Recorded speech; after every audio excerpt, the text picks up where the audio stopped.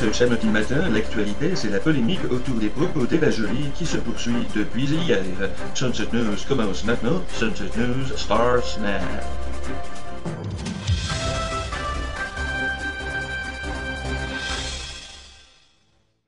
C'est vraiment le passé. Moi, je suis porteuse d'une autre image de la France. Aujourd'hui, j'aimerais mieux que nos valeurs communes soient incarnées un 14 juillet par un défilé citoyen.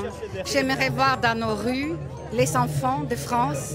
Avec ce véritable pavé dans la mare qui remettait en cause la présence de troupes lors du désormais traditionnel défilé du 14 juillet, Eva Joly, la candidate verte qui court pour gouverneuse de l'État de France, aura fait fort pour son arrivée dans le débat des gouverneurs 12. Le parti anarcho-trotsko-environnementaliste venait à peine de désigner pour le représenter une candidate clivante, sans se douter à quel point elle pourrait cliver, ni avec quelle rapidité surtout. À peine élue par un caucus de Khmer vert, la troll robespierrienne des fjords, à l'accent caricatural, a déclenché une polémique vaste comme le Geiranger-Fjord.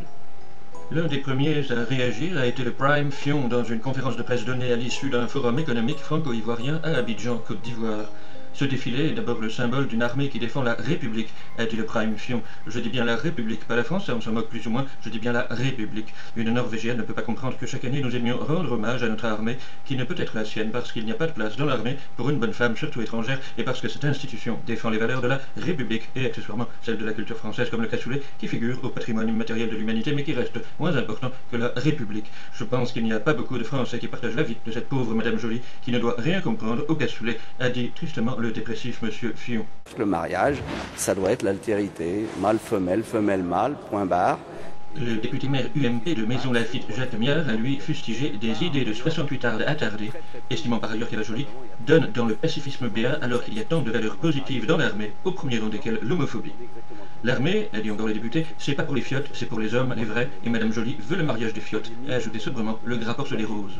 Le député UMP de Haute-Savoie, Lionel Tardy, s'est dit quant à lui consterné, je cite, qu'il puisse encore exister des anti-France, même parmi des gauchistes. Il a conseillé à Eva Joly, je cite encore, de faire comme les musulmans, de retourner dans son pays.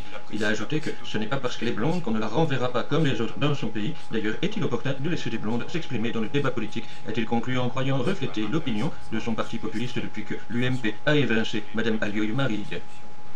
Enfin, pour ce qui concerne Marine Le Pen, elle s'est déclarée, je cite, en opposition complète avec M. Tardy au sujet des blondes. Elle aura donné toutefois l'estocade finale à Mme Joly en déclarant que pour les candidats à la magistrature suprême, on devrait s'inspirer de la loi électorale américaine pour qui seul un Américain né sur le sol américain de parents américains peut devenir président, même s'il est à moitié noir comme Obama, ce qu'on peut par ailleurs déplorer. Fin de citation. Mme Le Pen a même ajouté qu'au Front National, ils ont le projet, s'ils parviennent au pouvoir, de changer la loi électorale pour laisser toute leur chance aux blondes de se présenter, mais uniquement si elles sont nées en France d'un père français arien et borgne. Écoutons-la plutôt sur une radio, alors qu'il était interrogé sur l'affaire Joly.